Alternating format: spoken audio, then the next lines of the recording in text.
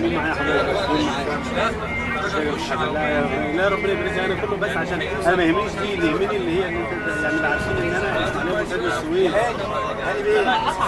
لا لا مش مشكله دي والله، المشكله في ان انا اقليم القناه، يعني انا اقليم القناه.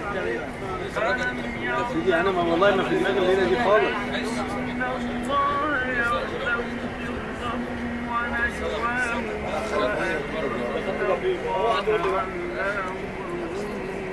ها؟ هو ده الموقع يا عم؟ نعم زميلي حسن، تحياتي ليك. انا يعني وصلنا بالتحديد الان الى المنصه الرئيسيه في موقع حفر قناه السويس مع الوفد السعودي، ان شاء الله في تفقد لاعمال الحفر زي ما ذكرنا في الرساله السابقه، وناتج الحفر يتخطى 125 مليون متر مكعب. يعني هذه الزياره مهمه جدا للوفد المصري، بالفعل الوفد المصري السعودي فيه استثمارات كبيره جدا في الفتره القادمه من خلال مشروع تنميه محور قناه السويس بالكامل وليس فقط.